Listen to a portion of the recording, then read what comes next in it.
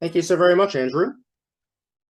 Our last speakers for the day are Vanessa Brown, Lexi Gerd, Courtney Cabell, and Beverly Griffer. This team will be speaking about kink cultural competence scale. Vanessa, I look forward to what your team has to share today. 4 viewers. Three of us are speaking, so yeah. Beverly is our statistician, and so she's here to guide any questions related to statistics because Lexi, Caitlin, I don't think you're part of our research team if you want to go back on hiding yourself. And Courtney, none of us have very good statistics background, so Beverly's here to aid us with that. I'm going to share my screen here. There we go. So our research team is actually even larger, and I wanted to give a little bit of an introduction to this topic. I had a student, Lexi, approach me and say, hey, I want to do some research on kink shaming, like therapists shaming people in the kink community. And I said, that sounds like a lot of fun. Let's do it. And so Lexi and I got together and were unable to find really a lot of information that we needed regarding specifically mental health practitioners and kink shaming, specifically that there was no scales, there was no measures for us to use. So our original idea here, which we've lovingly named the KOCCS now, is that we wanted to measure kink shaming with mental health clinicians. And when we noticed that there was this disparity, we decided to switch to actually creating the scale so that this can be used for future research and also to help therapists to sort of get a sense of what their own biases are. I told Lexi and my team, I'm always in for any kind of like fun, comedic, little bit of silly research. So I'm so glad that there are people out there doing trauma research because that's not my jam. I like doing things where we can, have some jokes and humor. So hopefully we'll entertain you a little bit over the next few minutes. So I wanted to then introduce, I'm going to turn it over to Lexi, who would be the chair of this presentation, except because of some power dynamics with students not getting sometimes opportunities to do research because of institutional review board requirements. I am listed as the chair as a faculty of Michigan School of Professional Psychology and an associate chair over at Saybrook University. But I wanted to really highlight Lexi as the lead and the creator of this idea. So I'm going to go ahead and turn it over to Lexi. Thanks, Vanessa. Hi, everyone. My name is Lexi. I'm going to talk a little bit about the importance of this study and get into our skill creation before passing it off to Courtney.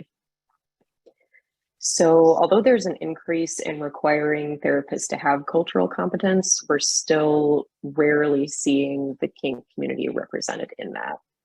So many states such as California, Maryland, Michigan, and Washington are now requiring implicit bias training with scales to measure provider bias. But as Vanessa said, there's no existing cultural bias scales for the kink community. So that's what we've worked to create as a team here. So this study really aims to increase awareness of mental health best practices for serving the kink community. And it's been cool to hear some comments from peers and colleagues who have participated in our survey saying things like they've simply learned things just by taking the survey, which is typically not the common experience.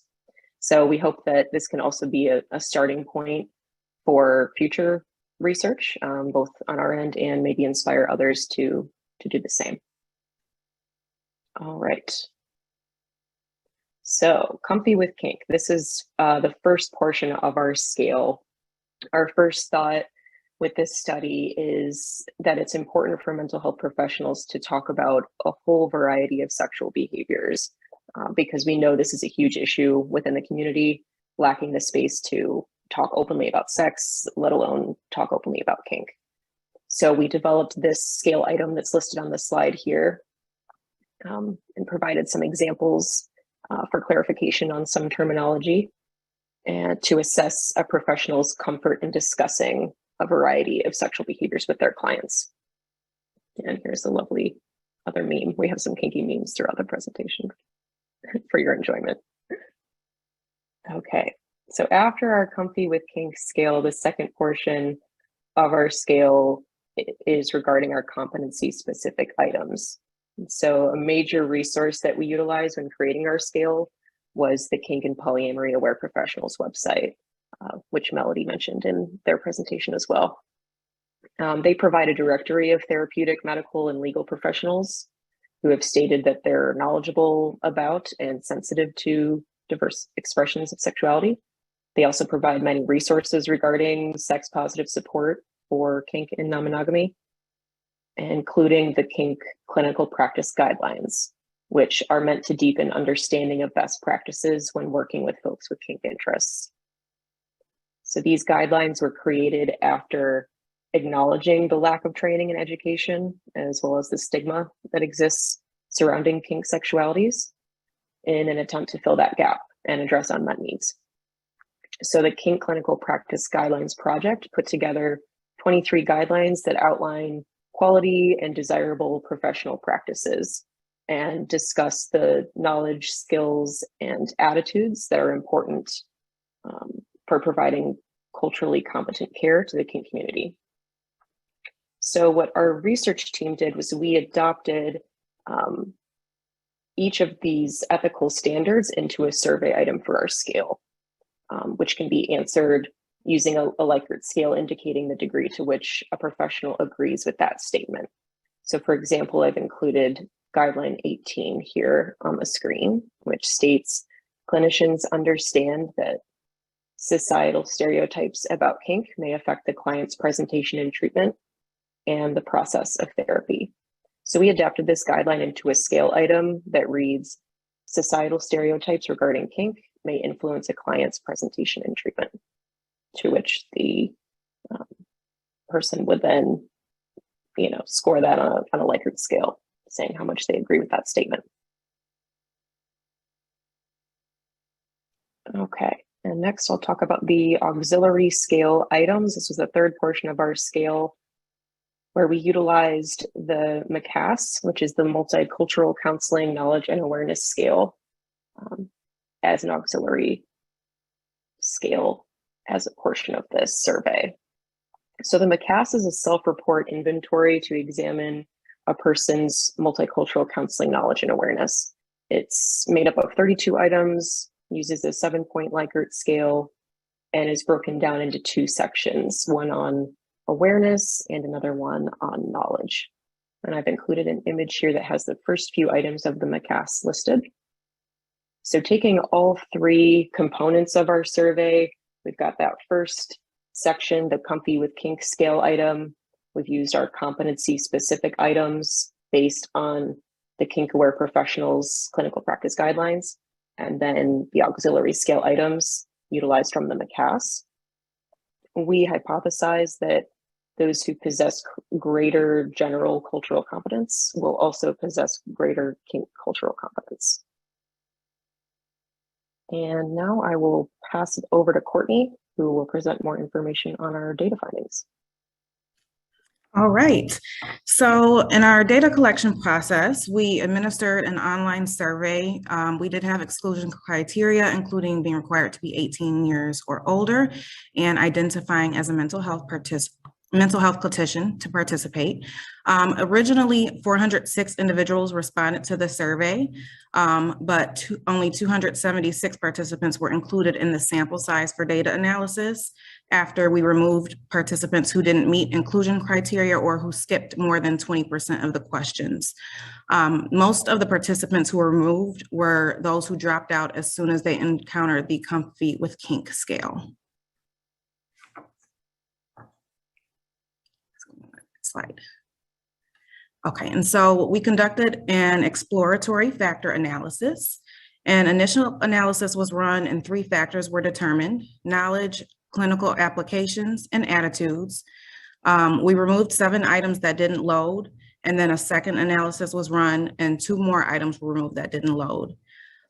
Next, tertiary analysis was run, 1 item was removed for major cross-loading among the factors. And then a quaternary analysis was run. 1 item was removed for its negative loading on scales. And then an item was re-added in an attempt to increase predictive value. After eliminating items that didn't load on the 3 primary factors, we ended up with a 12-scale item, which derived our total KOCCS score.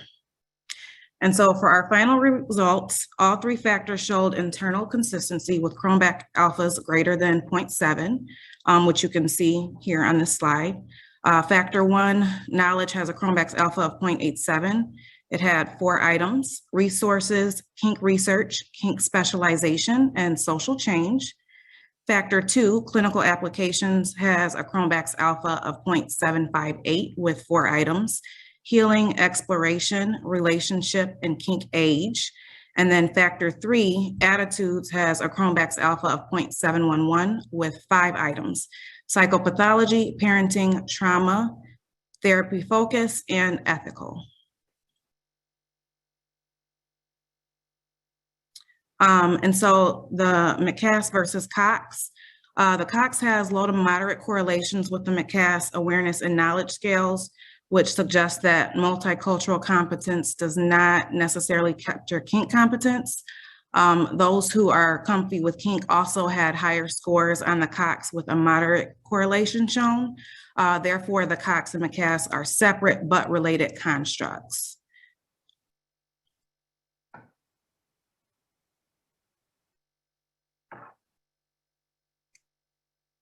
So I'm going to stop there, and we wanted to allow some time for discussion. The next phase of research, and I put this in the chat, we are going to have this scale available as an open access scale. That's always been our goal because we wanted to advocate for social change around the kink community, so that they can get improved access to mental health clinicians who are competent, culturally competent with this area. So the next phase of our research is that we have to re-administer the kink competence scale in order to develop some normative data around that. So that's phase 2. Once phase 2 comes back, we will give Quad S information about how to access that scale so that it can be used nationwide. And any questions or comments, we would absolutely be open to that.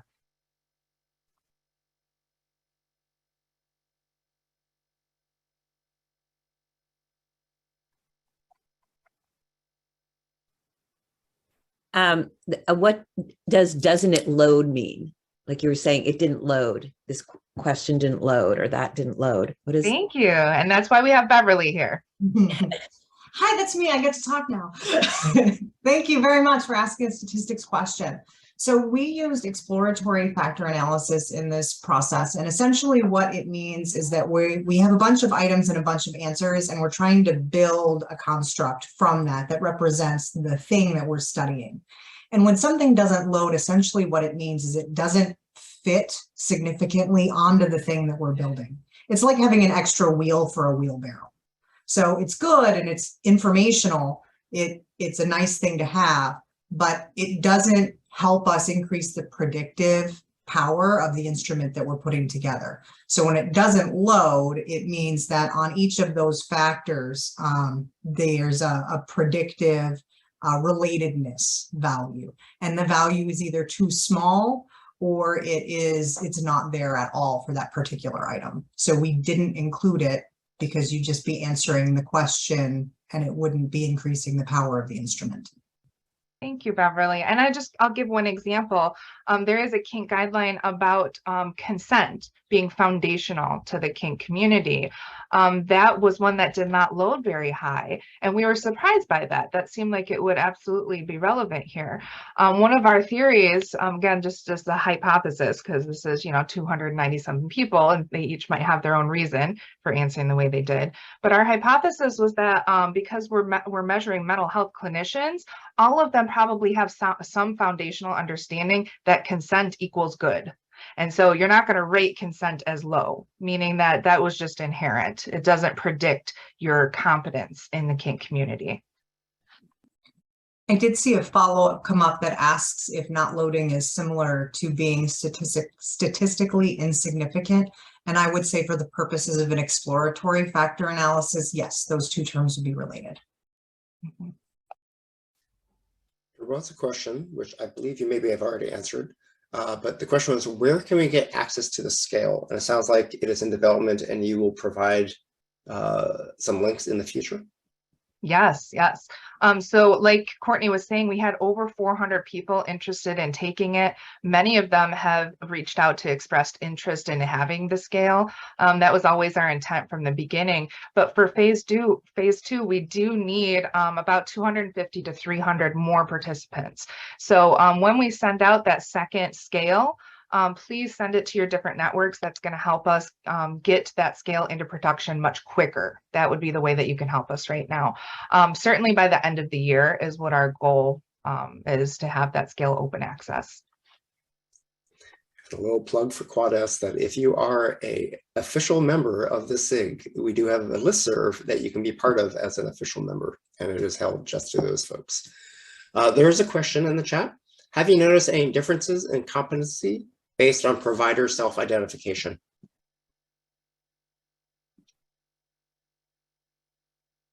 I know the answer to this question.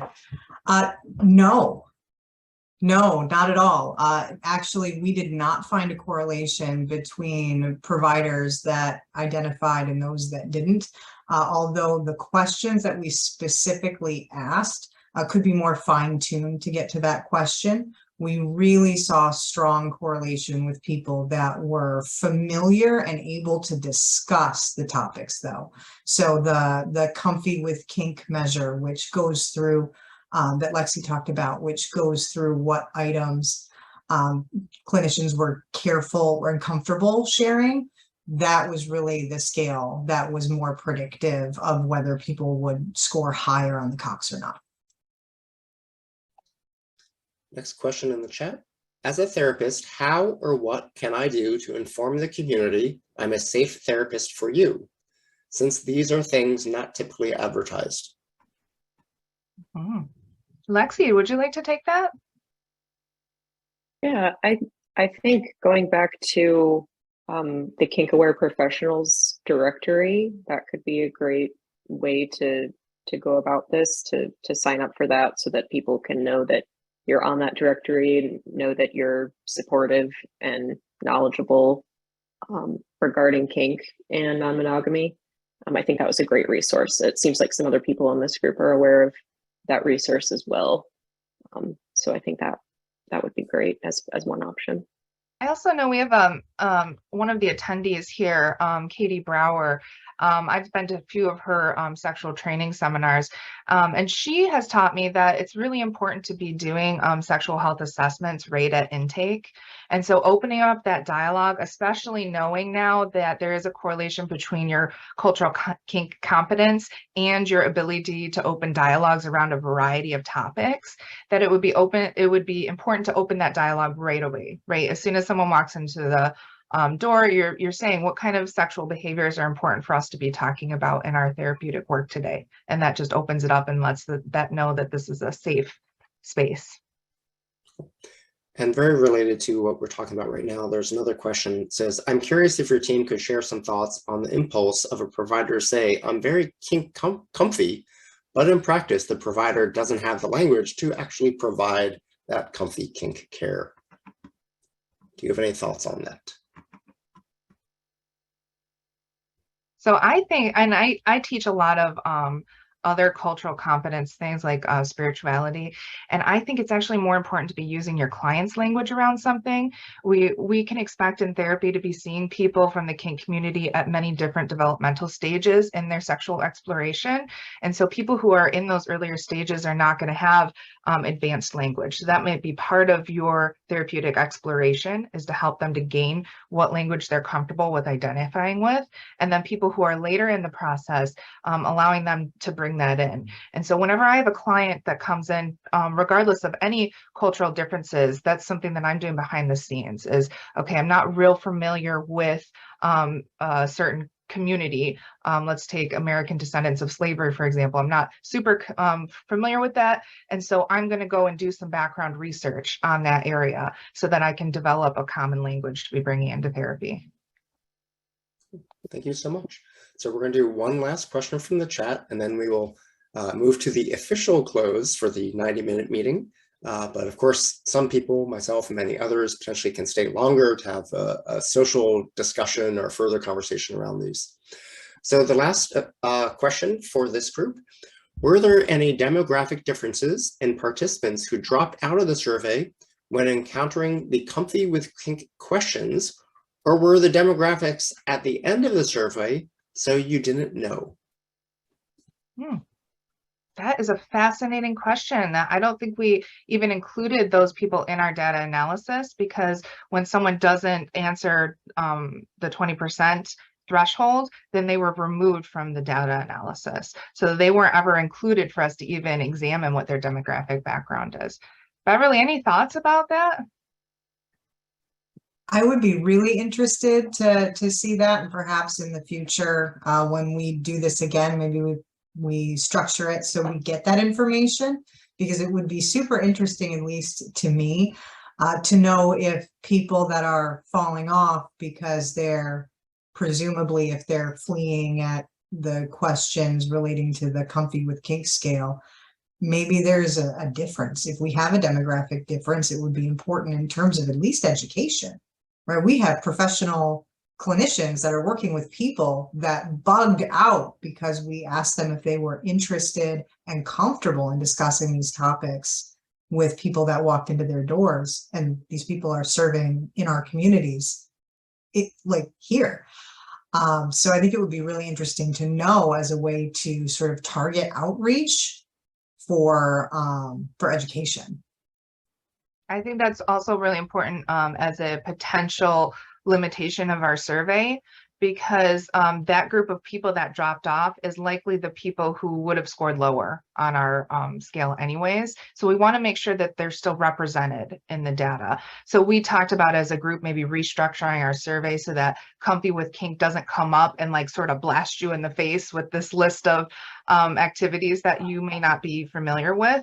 And so instead, maybe easing them in with the MCAS, which has some more general cultural knowledge, and then building from there. Thank you so very much. And so Vanessa shared their contact info in that last slide. Perhaps, Vanessa, could you put that into the chat again? There were a few people commenting that maybe there might be some collaboration, or they might need your assistance in the future. And so perhaps you can reach out to Vanessa and then work with this wonderful team collaboratively. And so